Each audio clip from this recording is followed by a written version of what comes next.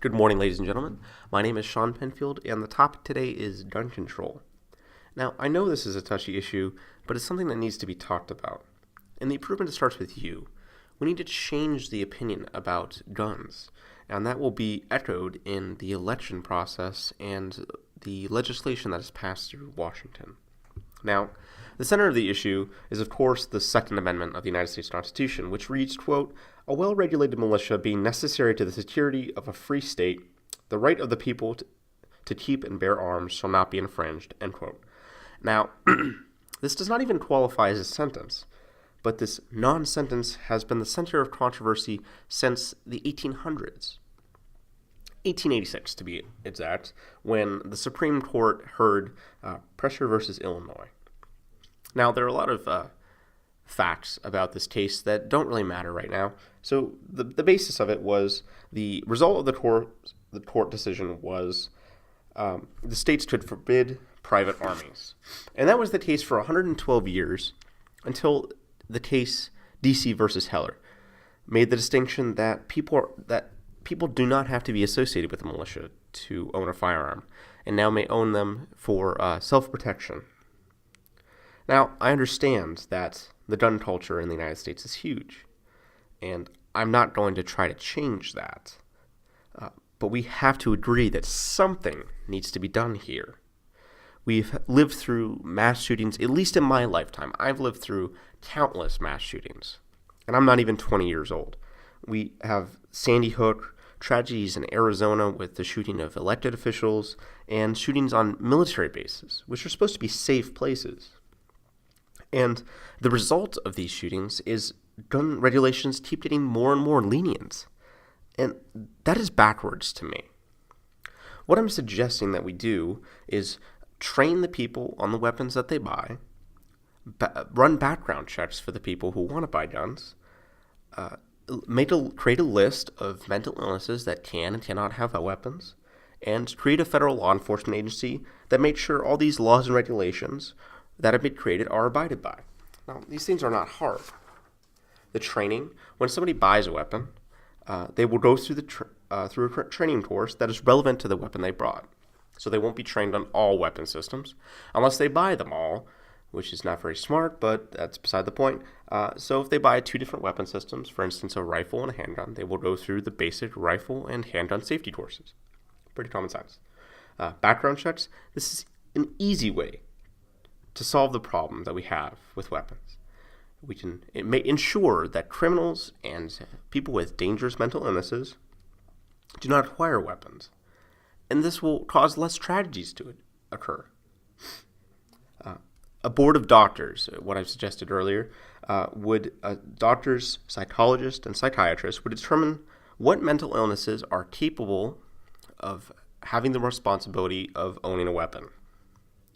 We have seen people with mental illness go on rampages, as was the case with Sandy Hook. And these are tragic, and we need to help these people.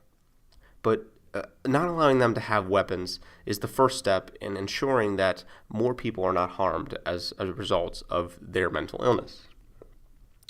And finally, the invention of the Firearms Safety and Enforcement Bureau will ensure that the weapons are still in the home that they were originally purchased, and if they're not, they were transferred legally and lawfully, and make sure that the training processes are up to standard.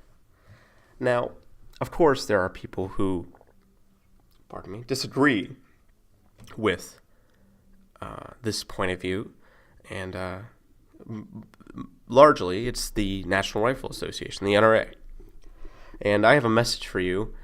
Stop trying to scare people. This world is not as dangerous as you perceive it as. We live in the United States. Nobody is looking for you to kill you, for the most part. You publish videos and go on in public bragging about how we're like 111th in the world for our murder rate. Why are you bragging about this? People are dying. This is not something to brag about. We should be trying to be as low as possible on this. And the laws that you're advocating are causing more harm than good. So instead of being blocking things in Congress. Why don't you work together with Congress so we can have a safer nation? And what you're suggesting, everyone be armed, is not possible. And I know that you don't even want that. And it's going backwards in history. And we can't do that. My next message is for Congress. This is a partisan issue. This is across the aisle. Do something about it. Make a law. Make a change. This is what the nation needs. I would like to not see the flag at half-mast anymore. That would be perfect. This is what the nation needs to become a safer place to live. And to the people, think about what's happening here. If you want a gun, that's fine, but educate yourselves, and we're going to train you how to use that weapon, because that's the intelligent thing to do, so you don't hurt yourself or other people. And we're also going to check on that weapon so to ensure that it just doesn't disappear and be used in a random crime. And I know that these are controversial issues, but the alternatives that each side of the aisle is suggesting are impossible. The right is suggesting that everyone is armed. This is a generalization.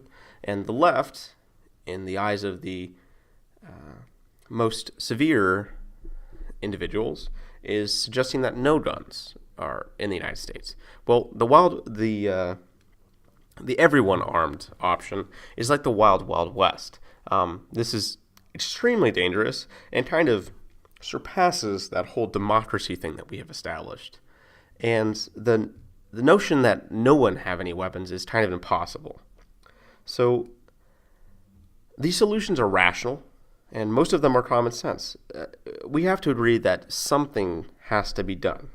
Instead of fighting about it, why don't we work together to make this happen, to make this this nation a better place for everyone? The United States is capable of great accomplishments, so why don't we put our minds together and accomplish this and step up in the world theater?